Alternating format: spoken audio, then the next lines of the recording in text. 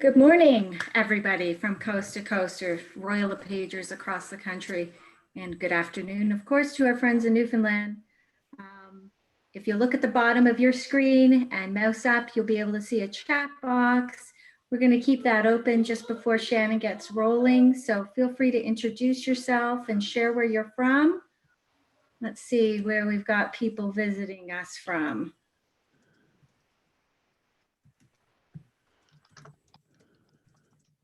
By the way, you'll want to put your chat to all panelists. Hello from Toronto. Good morning. Do we actually have anybody on this webinar other than Royal LePagers? Here we go. Truro, Nova Scotia. Welcome, Nova Scotia. Lots of shy people across the country.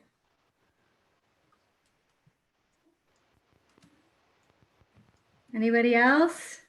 They've been putting it in the Q&A, actually. It looks like Triland in London. So be careful. Okay. Chat box is disabled. Oh, no. Darn it. I apologize, everybody. We had to make a change for another session, and we're all having fun times with Zoom lately. Sorry, this is Mike from Learning Services. We're all having fun times with Zoom. So apparently settings like to go over from other ones, but that doesn't make much sense to me. I'm going to see if I can turn on the chat. I'm going to give it a shot.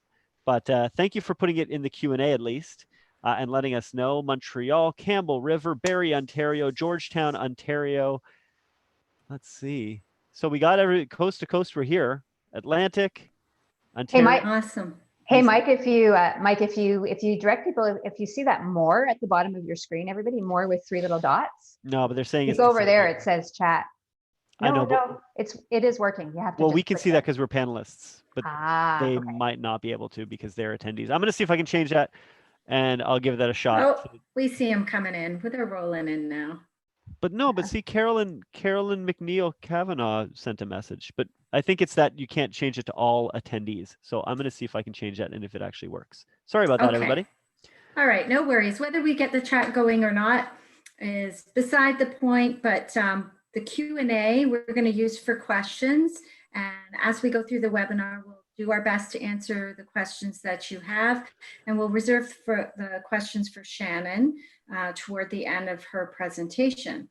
So without further ado, our speaker today, of course, is Shanan Spencer-Brown, Executive Director of the Royal LePage Shelter Foundation. Shanan has a great presentation she's going to share on the impact of COVID-19 and in her session, A Safe Haven During Unsafe Times. So over to you, Shanan. Thank you.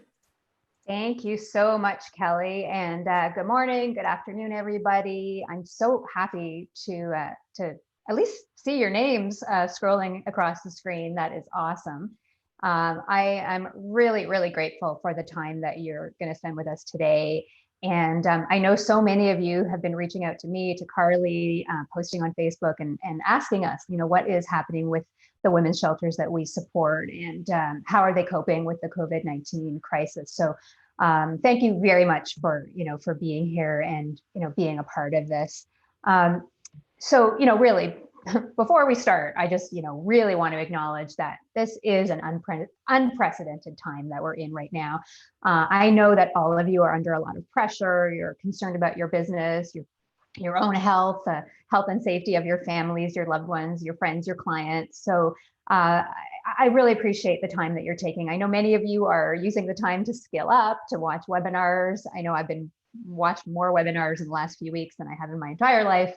You're using the time to connect with your clients by phone and text and reaching out. And so, I just want to start by saying, I hope that you are all well, that your families are well. And of course, we're going to get through this together. It's a difficult time, but looking out for one another and keeping each other in mind and in our hearts is a really important thing. And we all know that looking out for others and helping others makes us feel better. So just, with that, thank you for being here. There's a lot of competing demands on your time, and I really appreciate you spending a little time with me this morning to learn how the COVID-19 crisis has affected the women's shelters that we support across Canada. And I know that many of you on the webinar today are loyal supporters of the Royal LePage Shelter Foundation, and you're concerned about your shelter partners and the women and children in your community who rely on the critical services they provide. So thank you for everything you do for the Royal LePage Shelter Foundation, and for your shelters all year long. And thank you for joining me. So this is what we're going to talk about today. We're going to talk about how the COVID-19 pandemic is affecting women experiencing domestic violence, both here at home and around the world, and why we should be concerned, why we should be worried about the impacts. We're going to look at how the shelters are responding to the challenge, the impact on their current operations, as well as their future outlook, both in the short, mid, and long term. And also, I know that you wouldn't be here if you didn't want to have some understanding of how you might be able to help, and if it makes sense, potentially given your situation, how you might even be able to encourage your clients or friends to get involved. So we'll cover that as well today. So, these are just a few headlines that I've pulled together for you. Around the world, there has absolutely been a reported spike in domestic violence. Interestingly, but not surprisingly, the alarm bells first sounded in China. Again, not surprising since the COVID crisis started there. There have been reports of threefold increases in domestic violence in China. So 3 times the number of calls for women who've experiencing abuse or violence in their relationship. So why are the headlines reporting that domestic violence is on the rise? And why are shelter staff, police, and other professionals concerned? Well, really, the reason is kind of obvious, but maybe not obvious. The reason is because of isolation at home. Women are with their abusive partner 24 hours a day, 7 days a week, at a time when stress and worry is really at an all-time high. You all know, you've read unemployment, people are worried about getting sick, they're worried about money. So of course, these stressors add to any potential underlying issues in the relationship. Childcare and having to manage your children who are trying to do schoolwork from home is an added stress. And also women are simply not able to get out and see friends and family who are usually a lifeline. Public settings are closed, as you know, so women and children might go to a coffee shop or a community center or a park or a mall to have an opportunity to be away from their partner and to seek help. And of course, that's not happening. Women aren't going to work. We're all working at home. So really, they have little to no chance of being away from their abuser. One headline I read said, really, it's a perfect storm for domestic violence. And sadly, you probably haven't seen these reports because obviously the COVID news is really, dominating the headlines. But the week of March 29th, so when we were well into the COVID pandemic, 3 women were killed in Canada that week, 1 in Nova Scotia, 1 in Ontario, 1 in Alberta. The latter 2 were murder-suicides, sadly, and the one in Nova Scotia was a murder of a woman by her partner. And for those of you who've seen me speak and are very knowledgeable about the issues, you know that we have found, generally speaking, that 1 woman in Canada is killed on average every 6 days by her partner. So 3 women in 1 week will show you that obviously the incidence of severe violence is increasing. Stats Canada released a survey last week about how Canadians are coping with COVID, and 10% of the women, or 10% of women responded that they are very or extremely concerned about violence in the home. So this is a significant issue, and it's an international issue. I was really, I don't know if heartened is the right way of saying it, but the Secretary General of the United Nations said, peace is not just the absence of war. Many women under lockdown for COVID-19 face violence where they should be safest, in their own homes. Today, I appeal for peace in homes around the world, and I urge all governments to put women's safety first as they respond to the pandemic. And the Director General of the World Health Organization, the WHO, said something very similar. Sadly, there are reports of increases in domestic violence since the COVID-19 outbreak began, and we call on all countries to include services to end violence as an essential service that must continue during the response. So this is the international perspective. And here's just one perspective from here at home. This is a story that I saw coming out of London, Ontario. The executive director of a shelter in London said, and I thought this was just really meaningful, This is like when a pandemic meets an epidemic, violence against women. So it's kind of a perfect storm once again. And Jesse Roger from the shelter in London is quoted as saying in this article that last year, the shelter turned away 2,500 women because they didn't have space. That's like saying no to a woman every 3.5 hours all year long, and having to tell her they just don't have space, and having to help her with a safety plan or finding somewhere else to go. Now, and that was without a crisis. So now there's going to be even fewer options for the women that are served by the shelters we support. So that I just thought was very telling, the idea of the contrast between pre-crisis and where we're at right now. So what's happening actually right now? What are the domestic violence calls like during the pandemic here in Canada?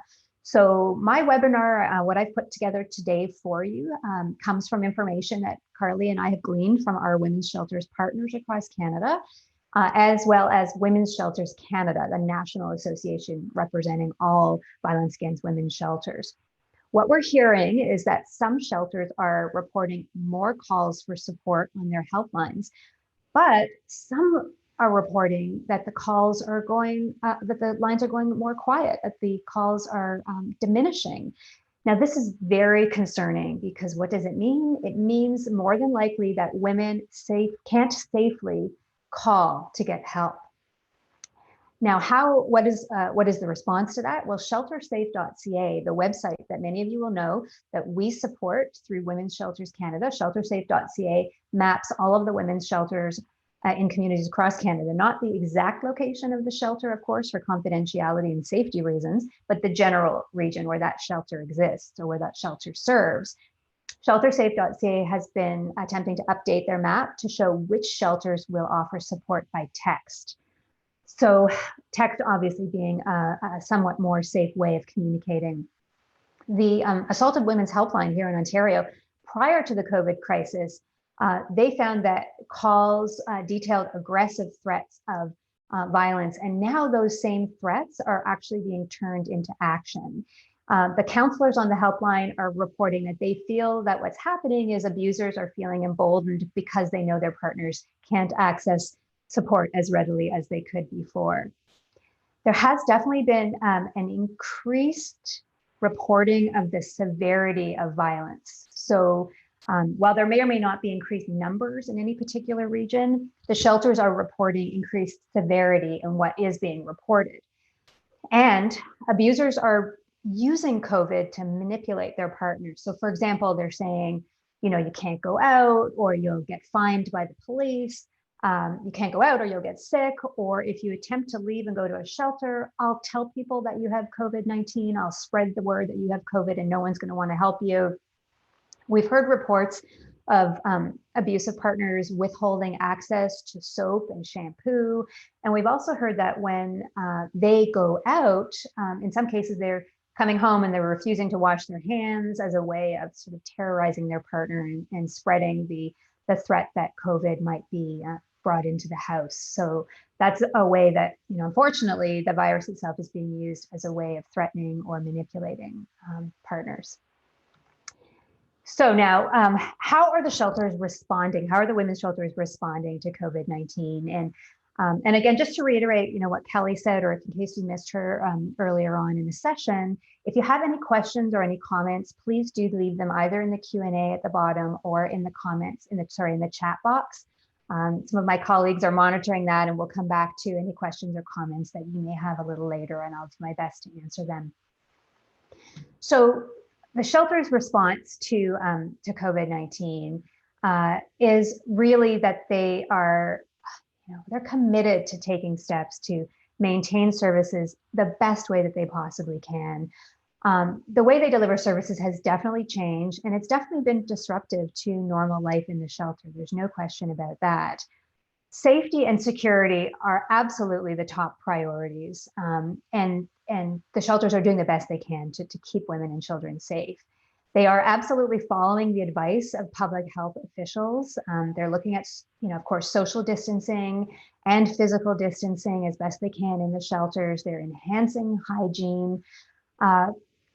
As I said earlier, they're offering support 24/7 by phone, and some shelters are adding text where possible.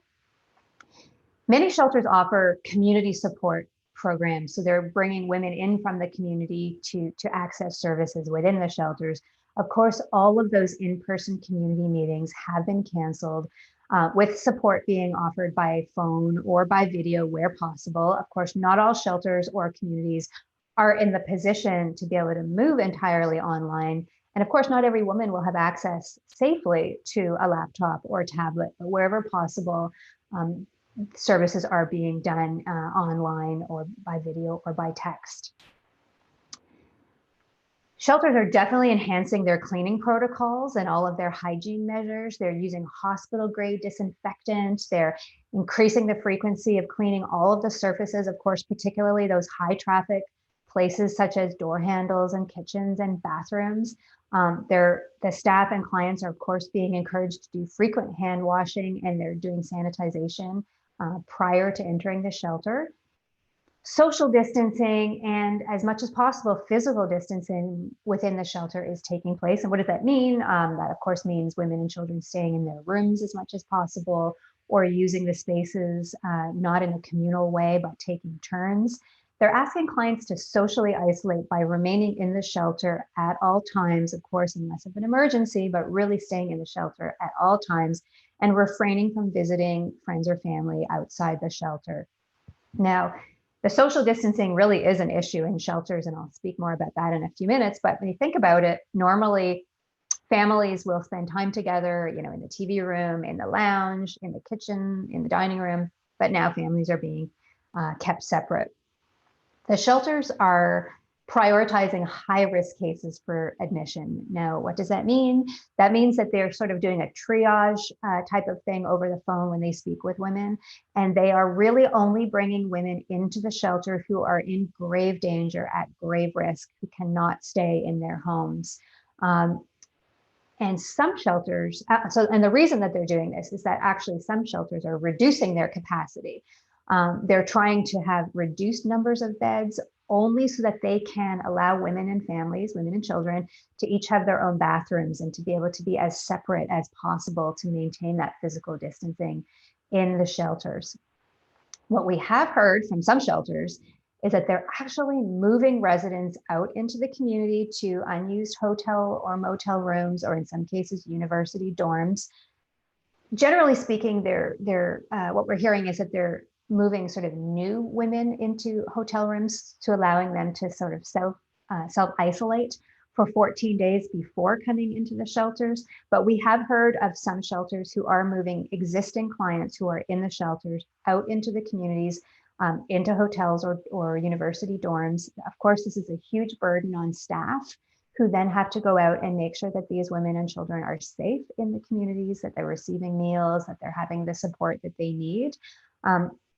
Of course, that none of this is being made public. We absolutely have to ensure the safety of all women and children who are escaping situations of domestic violence. So shelters are obviously keeping this extremely quiet and confidential, but we have heard that this is taking place, and there is a financial implication, and I'll tell you a little bit more about that shortly. Another big issue with shelters right now is right from the get-go, right from the beginning of the COVID-19 crisis, they have stopped all of their in-kind donations programs. So in-kind donations being things like gently used clothing, toys, household items. And I know that so many of you on the webinar today have been involved with doing this kind of donation to your local shelter partners. And when you think about it, in some ways, we had to postpone our national garage sale for shelter for many of the same reasons, for trying to maintain social distancing and concerns around hygiene. What does this mean for shelters who are no longer able to take in the generous donations, in-kind donations that they're benefiting from the community? It means that they're needing to purchase everything that women and children need. So purchase everything that they need in the shelters, as well as for the women and children who are moving out into their own apartments or homes in the communities. They're having to purchase everything. So there's a financial cost to that. In terms of the day-to-day activities of shelters, really all the staff meetings have canceled, or they're being scheduled virtually. There's no volunteers being accepted into the shelters, so essentially no non-essential visitors, maintenance, or any outside service providers like lawyers or art therapists or any other community professional who would normally go into the shelters to help out women and children in the shelters. None of that is happening. Of course, any of the non-essential or basically more administrative staff are all working from home and communicating virtually. Prior to entering the shelter, though, any shelter staff who are coming in, or women, of course, themselves who are coming in, they're all being screened for recent travel, any known symptoms of the virus, or proximity to anyone who may have tested positive. So this screening is happening, as well as intense hand washing and hand sanitization for anyone coming and going from the shelters, to be able to maintain the strictest possible level of hygiene within the shelters. Of course, if there's any form of illness that's uncovered by a family member or by a person in the shelter, the whole family is isolated in their room, and the meals are brought to them on disposable dishes. So far, we haven't heard of any COVID infections or anyone with COVID in the shelters. I'm sure it's really just a matter of time, but hopefully, because of the strict hygiene measures and some of the staffing measures, which I'll tell you about in a moment, hopefully COVID will stay out of the shelters. But for now, anyone who shows any type of illness, these families are in fact being isolated in their room. They are staggering the use of communal recreational space. So if you think about it, all the women's shelters have a playroom or a children's room. Only one family at a time is being able to use that space. So one child or one group of children from one family at a time. Same thing with the TV rooms or any of the communal spaces, only one family at a time. And then the staff members are disinfecting, cleaning those spaces in between each family. The kitchens, the dining rooms, families are on their own. There's no communal eating during meal times, so they're having to stagger meal times as well. Now, this is an interesting point, and I've kind of got disciplinary in quotes. What we're hearing from shelters is that, typically the women in the shelters are absolutely encouraged and given the responsibility to parent their own children. They're that fostering that connection between mother and child is incredibly important at all times, and staff are really there to support women, in their parenting journey. But what's happening now is there's a little bit of disciplinary issues happening, whereby in some cases staff are having to get in between and encourage the social distancing between children if the mothers are not doing that, or if families are not doing that. So staff are having to sort of lay down the law and make sure that families and children are social distancing, and making sure that children understand what that's all about. Staffing challenges. Let me tell you about what the staffing challenges are in women's shelters that are in some ways unique to women's shelters, and in other ways common to what's happening in a lot of settings, frontline settings, where families are being cared for, health professionals are caring for people in the community. So what's happening? First of all, the shelter staff are in fact worried about their own safety. They don't have the personal protective equipment. They don't have access to masks, generally speaking. They're traveling on public transit to get to work. They have their own childcare issues or family responsibilities. So what's happening is, in some cases, those staff are actually taking themselves out of the workplace. So shelters don't have enough staff to fill in, which means they're then paying overtime for the staff that are willing and able to stay in working in the shelters. So there's a cost implication there. And then staff are also now being encouraged to not work at multiple facilities, just like what's happening in long-term care homes that you're probably hearing about all across Canada, where staff are being encouraged to just work at one location to avoid the potential transmission from different workplaces. That's also happening with women's shelters. So in some cases, staff are essentially choosing between having to work in a women's shelter or maybe working in a higher paid setting, like a hospital or a long-term care home. And so they may be choosing that higher paid location to work, which is meaning that shelters are unfortunately not having the staff that they need. It's a great challenge. So what's happening? What is the impact of all of this? Again, the shelters are doing their best, but what's the impact on their financial operations and outlook? Well, our partner, Canadian Women's Foundation, just did a survey to their agencies that they fund, including women's shelters that are funded with our support. They've discovered through this recent survey that 82% of shelters are concerned about their ability to continue delivering services. 40% have had to dedicate more resources to maintenance and cleaning, and I'm sure that number is going to increase in the near term as well. 84% are concerned about increases in gender-based violence. So of course, we saw that in the international news that I quoted earlier in the webinar. And the last couple of stats really relate more to how the clients, the women and children that they serve, are being impacted. 95% of service providers are concerned about the mental health and well-being of women and children, and 83% are concerned about how the pandemic will lead to greater economic instability for the women they serve in the short and midterm, as well as in the long term.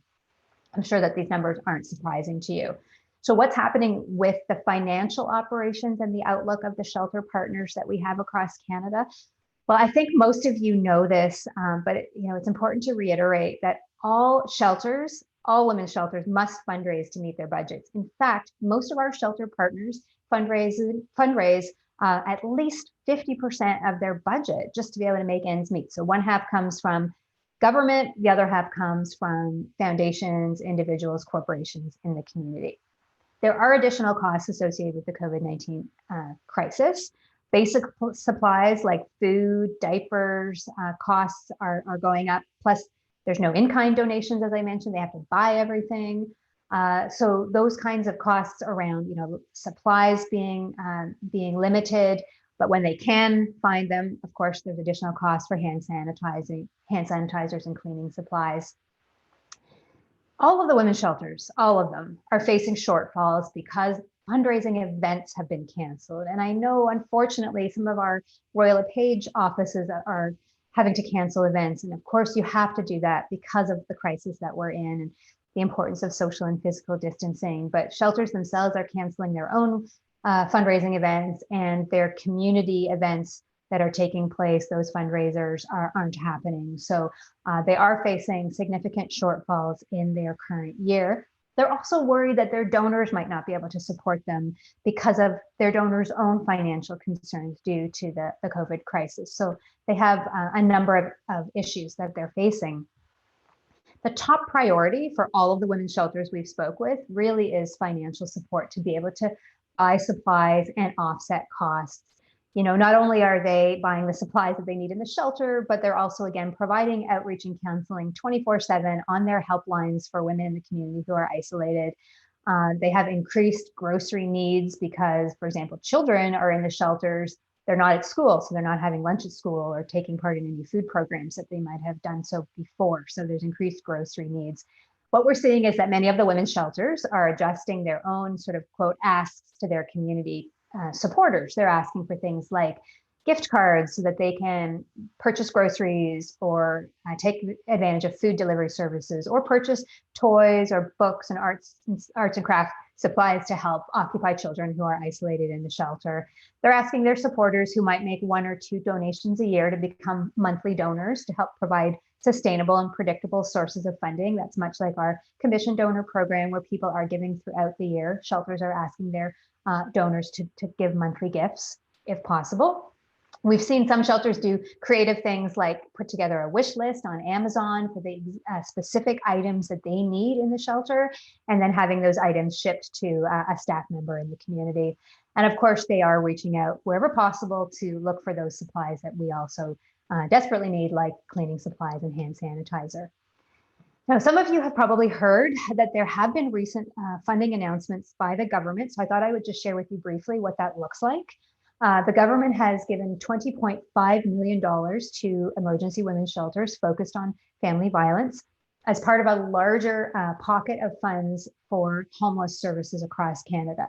The $20.5 million has been given to Women's Shelters Canada, our partner, the National Association of Women's Shelters, and it works out to approximately $32,000 per shelter that have gone out in this first round of funding, with some potential for a second disbursement of funding down the road for shelters that have specific needs. So when you think about it, $32,000 is not a lot of money. If you think about even one Royal LePage golf tournament that raises $50,000 going to the shelter, and that's just one event that is potentially being canceled. So this amount of money is just a tiny drop in the bucket. $4.5 million is also going to sexual assault centers, for your information. And also the severity of sexual violence is being reported to these centers as well. Lastly, and I don't have it on the slide here, but $10 million is going to domestic violence services for First Nations women and children. That's being distributed by a National First Nations organization. Now, of course, the money, what is it going to be used for? All the things that I've already talked about so far in the webinar, the ability really for the shelters to manage the outbreak and buy equipment if needed, and purchase barriers to keep families social distancing, and to secure hotel rooms. Now, one shelter, this is anecdotal, but one shelter told us a couple of weeks ago, just near the beginning of the intensity of the crisis, that they were actually planning to move residents, women and children in their shelter out into a hotel. And they were estimating it was going to cost them $25,000 per week to do that. So again, if you think about the numbers, we're talking huge increases in potential costs to the shelters, unfortunately, with a decrease in the revenue that they're receiving. So now I know so many of you are wondering, what can I do to help? Where can we play a role? Where can me and my teammates play a role?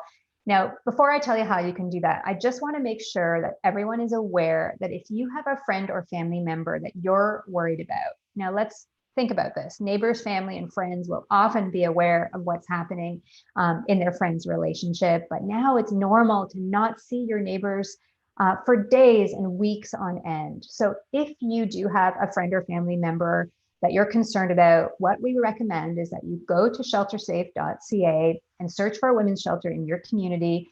A little pop-up will come up that shows the name and contact information. Absolutely, you are welcome to call the shelter to ask for their advice. The shelter workers can help you to help your friend with safety planning, give you ways to stay in touch with your loved one in a safe way that won't alert the abuser, and they can explain the resources that are available in your community. So really, really important. If you become aware of anyone that you know that needs help, definitely go to sheltersafe.ca. Obviously, emergency services like 911 in cases of extreme danger. But really, we encourage you to call your local women's shelter. That's what they're there for if you are worried about a friend or family member. Now, what can you do to help in terms of the current crisis, and in terms of I know so many of you give great amounts of support throughout the year, and this is an unprecedented, difficult time. So please know that I am aware that asking for financial donations at this point in time is really tough. I understand it may be difficult for many of you who are in situations where your income has drastically changed. So this is not an easy thing to ask for, but if you are at all in the position to be able to help out in any way, even with a small donation at this point in time, we would really encourage you to make a donation to our emergency COVID-19 fundraising campaign. It's really simple. You just go to rlp.ca/donate. Any donation would be deeply appreciated. And all donations made by Royal LePage professionals will, just like always, go to the local shelter that your office is partnered with. Any other donations that come in will go to a shelter in the community where that donor lives. So as always, we want to make sure that you can give where you live and work, and we'll make sure that we do that. If giving a financial donation or helping in a financial way is just not possible right now, here's another simple thing that you can do. Maybe write a note of appreciation to your local shelter staff. I know you guys are all amazing at writing notes to your clients, but maybe write a little note of appreciation to your shelter staff. They are on the front lines, just like the healthcare professionals are. They are keeping women and children safe during this challenging time.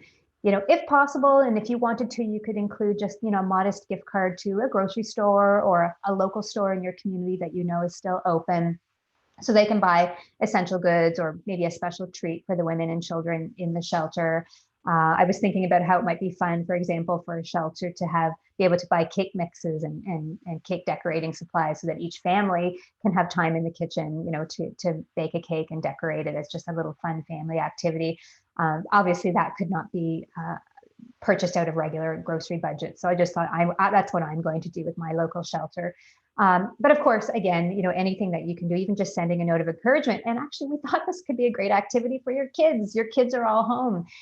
Have them draw a picture, paint a picture with a little, just a little note. Have them practice their penmanship. I don't know if schools still teach penmanship, but, for your kids to, write out a note and to say thank you to all the shelter staff, or just a little hello to a family that's in the shelter. They can address the envelope themselves. I think that would be a fun thing to do. Absolutely post on social media that you're a supporter of the Royal LePage Shelter Foundation throughout the year, that you donate a portion of your commissions. And if you do decide to make a donation at this time, you can post in social media that you are making a donation to our emergency COVID relief fund, and you can share the rlp.ca/donate URL so that your friends know where they can go to join you in making a difference in your community. And while you're on social media, why not, look up the Facebook page for your local shelter and just comment on their page with words of encouragement and appreciation for the shelter staff who are keeping women and children safe. I know that they would so appreciate hearing from you, and just hearing your words of encouragement would just go a long way to make them feel, less alone during this crisis. Of course, if you and your team or your brokerage, your office, are keen to organize something larger, reach out to your local shelter partner to ask them specifically what they need at this point in time. And again, if it makes sense, or if it's, sensible or reasonable, you can encourage your clients to get involved and provide support as well. But just a little note, don't feel discouraged if you aren't able to connect with your shelter immediately. As you know, like, staff are stretched thin, there's a lot going on. It might mean that you have to leave message or play phone tag with them, but know that they we'll certainly appreciate anything that you can do to help meet their needs. So I want to wrap up, before we go to a couple questions, with, a good news story. Women and children are safe in the shelters that we support across Canada. We are hearing that morale is good. And again, no reported cases of COVID in any of the women's shelters. Now, I want to tell you one particular story of a shelter that I reached out to and heard this, and I just thought it was so great, and really just shows the resilience of all the women, and of course the staff too. So this shelter is a shelter in Toronto. They reported to me that despite the current climate, they helped a family secure housing in the community 2 weeks ago. In the midst of this crisis, they helped a family secure safe housing. Truly wonderful opportunity for this family. And that allowed them to have a vacant room, which meant that they could accept a new family. A woman and 2 children. This particular woman was experiencing double fear because her husband was soon to be released from prison. And so she was afraid of interacting with him, but she also had great fear and anxiety on her ability to social distance from people who might have the virus in the community. So she's overjoyed. The staff member told me she's literally cried for joy on multiple occasions for not only being safe, but also feeling safe from COVID-19 in the shelter. She is so impressed with the shelter's safety and sanitization measures. Her children have been meeting, obviously via social distancing, with the shelter's child and youth worker to help them better understand how they can social distance, and to have activities and games that they can play together in their room. So, this is just one example of, one family, couple of families, but it demonstrates the impact that the shelters are having on keeping families safe, during this crisis, but of course, all year long. They are working hard to do what we want them to have, which is safety and the opportunity to lead a hopeful life now, and of course, into the future. So, okay, so now I'm going to stop, and I'm going to actually turn it over to my colleagues, to Bibi and Mike. I believe been monitoring the chat, monitoring the questions. Maybe you guys can help and let us know if there's been any questions that have come up during this point in time, and then I'll do a final little wrap up. Hey, Shannon, we've had lots of questions and comments coming in. One of the questions is, can shelters receive donations at this time, clothing, diapers, etc.? And how do we know where to send them to? Okay, so that's a great question. So right now, the shelters that we're in contact with are not accepting any used goods. So they're not accepting any what are called in-kind donations of items that are used goods. What I always recommend is to contact the shelter, the women's shelter that you are partnered with in your community. Call them, and as I say, maybe be a bit patient, or look them up online, look at their website and see what they are currently needing specifically. So some shelters might say, yes, we need diapers. We have 14 children under the age of 2 in the shelter right now. Others might say, we need grocery gift cards, or we need food for our food bank. So it's really specific to the needs of your local women's shelter. How do you find your local women's shelter if you're not aware of who they are? Absolutely reach out to me or Carly through our email address, shelterfoundation@royallepage.ca. We can tell you who your local shelter partner is, or you can go to sheltersafe.ca and just type, you'll see it's a map of the whole country. You can type in your community and you can see the women's shelters that are in your community with their contact information. Best thing to do, check out their website, give them a call, and ask them specifically what it is they need. You will probably hear that they are not accepting any used goods, but they may have the ability to accept new goods, and they will tell you exactly the safe way that they can accept donations.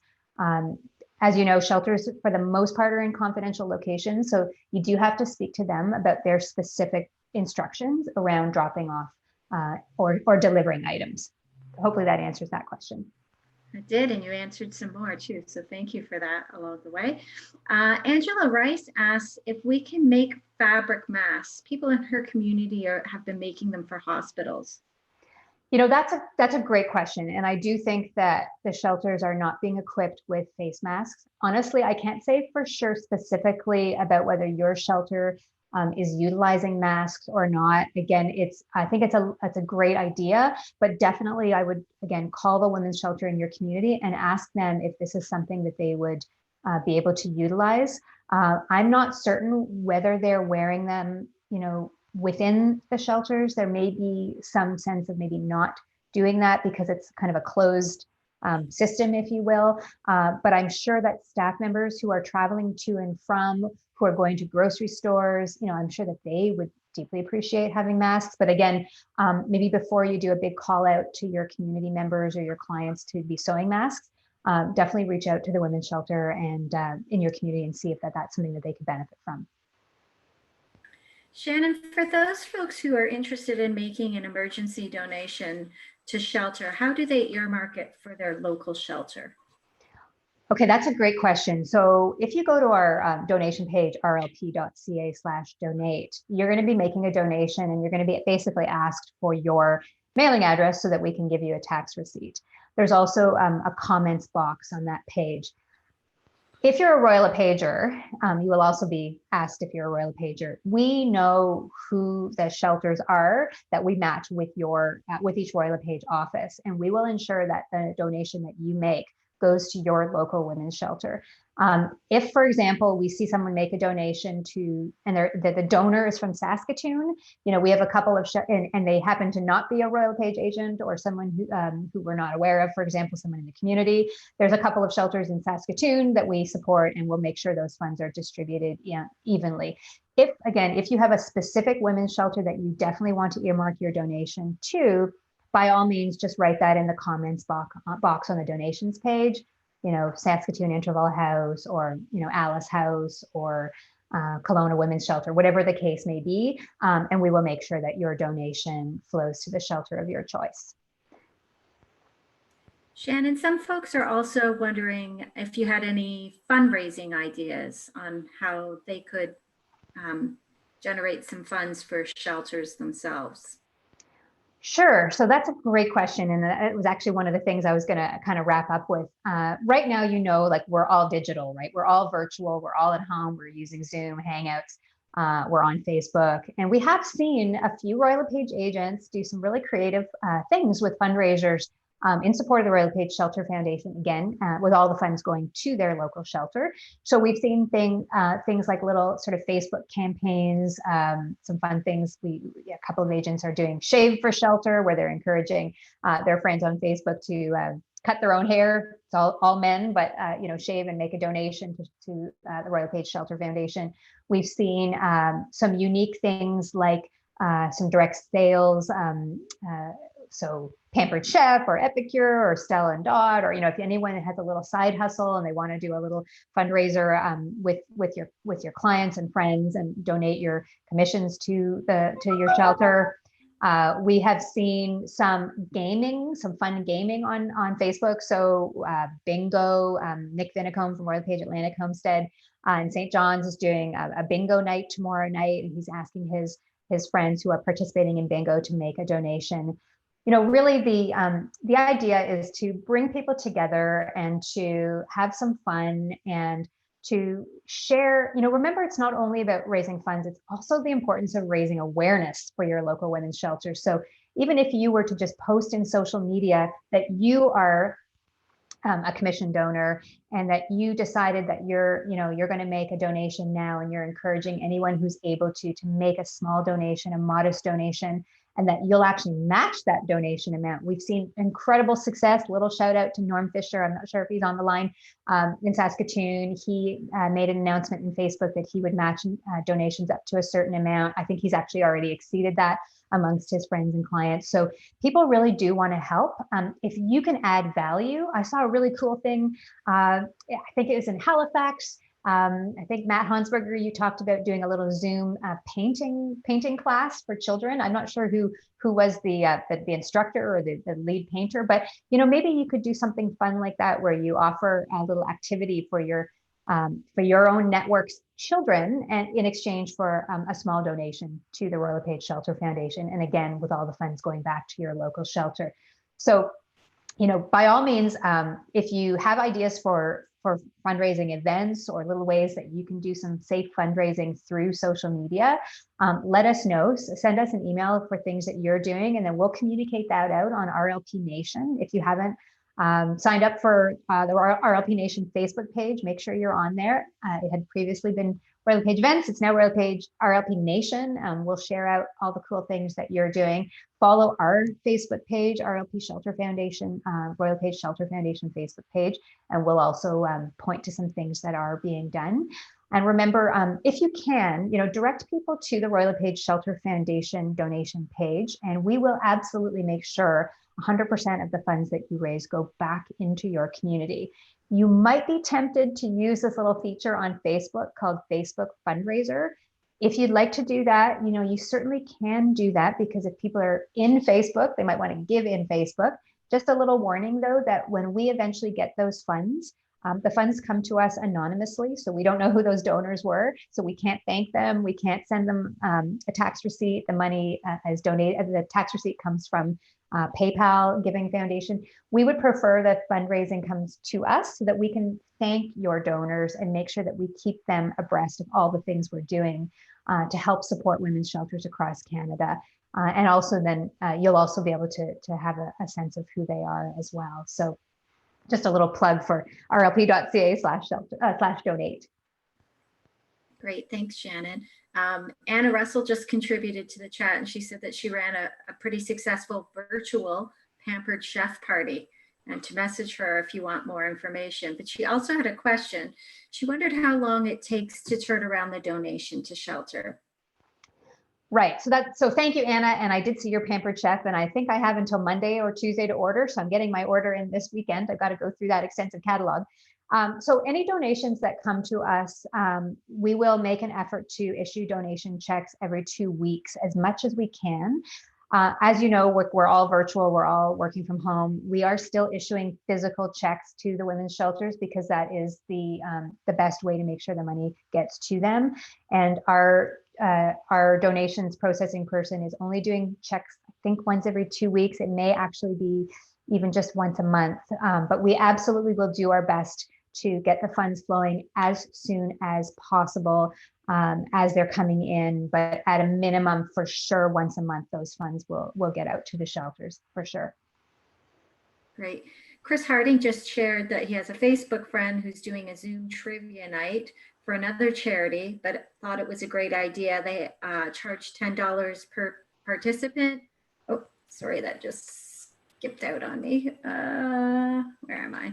They charge $10 per participant, and oh, it's gone. I don't know what happened to it. Sorry, I cleared it out. That's Mike here. I'm getting tired. But yeah, they charge $10 per participant. He said there's actually no prize for the winner, just bragging rights. It's all about just raising funds and having fun. You know what, that is an awesome idea. And, one of the things I want to say to you, listen, that, like a little modest donation while you're having fun, while you're interacting, showing support is amazing. You're raising awareness for the cause. A little sort of plug here for any offices that have been planning fundraising events, or individual agents that have been planning fundraising events. If you want to ask if your supporters, if your people who would have bought tickets or your sponsors are still willing to make a donation, we'll do some shout outs in social media for them. So, we have several thousand followers on the Royal LePage Shelter Foundation social channels. We will absolutely do some shout outs if you have businesses in the community that you want to show some love to. Make sure that's another reason why it's ideal if you can have them do the donation through rlp.ca/donate, because then we'll know who they are and we can do little shout outs in our feeds, in our Instagram, Facebook feeds. But that's a great idea, Christopher, a trivia night and asking people to make a modest donation. And if you have scale, I think Nick Vinicombe, I think he said he has something like 200 people joining his bingo game tomorrow night. So, you can really, really make a difference. Those, like we say all year long, all those little dollars, come together and raise a lot of funds. So that's a great idea. Trivia, bingo, any kind of fun things, Pampered Chef, that's a great idea. So thank you, folks.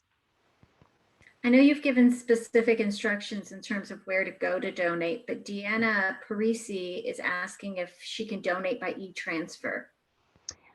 Right. So thanks for that, Diana. We actually we're not really set up for e-transfer. So it's better if you just go to the rlp.ca/donate page. The other reason why it's important that you donate there is so that you can get a tax receipt. So you're going to give us your mailing address and your email, which the government requires in order for us to issue a tax receipt. And we really want to make sure that none of your generosity, falls through the cracks. We want to make sure that as much as possible, things come through official channels so that we know who you are. We can make sure that we receipt you. The other thing too is that way we can also essentially aggregate all the funds that are coming into various communities. So when we go and do our tabulation, we'll see all the donations from Saskatoon, all the donations from Whitby, all the donations from Ottawa, and we'll be able to make sure that we are as efficient as possible in getting donation checks out to shelters. I'd much rather send, one big check to the 3 shelters or the 2 shelters in your city than doing $10 here and $40 there. We want to, have that critical mass and make sure that we're also sending the shelters to the bank as little as possible in terms of depositing those donation checks. Hope that makes sense. Thanks, Shannon. One other point of clarification from Linda Clemmo, is it better to give a donation for general purposes rather than asking for funds to be spent on special gifts? The staff know what their needs are, and it can be problematic if we're directing donations for special purposes. That's a really good question. Thank you for that. Absolutely. A general donation is the way to go. That is actually that's our sort of modus operandi at the Royal LePage Shelter Foundation. For those of you who don't know, we really give very few sort of quote unquote strings attached donations to our shelters unless funds are being raised for a particular purpose, like a capital campaign or to build a playground or renovate a kitchen or that sort of thing. We really, you're absolutely right. The shelters know exactly what they need and their needs may change. They may need to spend money this week on groceries, and they may need to spend money 2 weeks from now on something else, on devoting it to paying for overtime for their telephone crisis line staff. So yes, if you're just, the ideal scenario is to make a donation directly through our emergency fundraising campaign, and we will make sure that the shelters can use that to meet their best needs. Now, if you want to involve your clients though, and if you're feeling in any way reluctant to ask for donations and would like to provide a specific request, again, I would encourage you to call your local women's shelter and find out if there's something specific that they need that you might want to promote to your clients and your spheres of influence, if you're more comfortable with that. So for example, your local women's shelter might say, we need diapers, or we need baby food, or we would really appreciate gift cards to the local grocery store. So absolutely the unrestricted donations, undesignated donations are what the shelters really want. But if you would like to do a specific project and work on something that is tangible for your local shelter, reach out to them and ask them what it is that they need. Great. Linda Chine says, thanks so much for your involvement in this great cause. We are safe in our own home. I can't imagine how these poor women and children feel. And her question is, do all donations go directly to the respective shelters? So does that automatically happen when we donate? Will it automatically go to our local shelter? Right. So again, through our fundraising campaign page, rlp.ca/donate, there's a couple of places in there where we will be able to identify that your donation is going to go to your local shelter. So it's either in the comment box where you say, please give this to my local women's shelter XYZ, or if you just say, please give this to my local women's shelter. But rest assured, what we're looking at is where the donations are coming in from. So the community that you're from. And we will make sure that your donation does go to your local women's shelter. It will take, again, we're not going to do a check with each individual donation that comes in. We are going to monitor our fundraising campaign, see as those funds come in, and we will make sure that those donations go out to the women's shelters. And I should say, for those of you who are very experienced, longtime supporters of the Royal LePage Shelter Foundation, you'll probably know that we generally send the check back to your office, to your brokerage, to then make a presentation of that check to your local women's shelter. We're not doing that during COVID-19. We are sending the funds directly to local women's shelters in your communities. We want to make sure that there's well, of course, we're all social and physical distancing, and so we don't want to have any added burden or administrative burden. So we will be issuing checks and sending them directly to your local women's shelter. And down the road, we'll be able to report back to you on, all the great support that you've been able to provide and the numbers of shelters that we've been able to help during this point in time. And if you have any questions at any time, definitely, reach out to Carly or me, Shelter Foundation at royallepage.ca. If you just want, what's the name of my local shelter? What's their phone number? We're here for you. We're happy to fast track that and just give you that information if you don't want to look it up at sheltersafe.ca or you're not sure of how to reach your local shelter. We will absolutely be happy to help. Great. And just a reminder that website for donating is rlp.ca/donate. Yep, there it is, rlp.ca/donate. There's obviously an English and French version, rlp.ca/fête and dames, if you want to have a French version. We will be communicating this out through an email to everyone across Royal LePage next week. Actually, we're going to be sending a link to this webinar. We're going to be reiterating the donations page so that those of you who haven't watched this webinar, those of you in your offices, they also get directed to rlp.ca donate, and that's where they can go to support the cause. We have a post from Charlene Busk on RLP Nation. She invites everybody to go to her post to contribute. She's having an Epicure fundraiser that ends tonight. You can buy spices or meal packs, and she'll be donating her commission directly to the Shelter Foundation. So thanks for that, Charlene.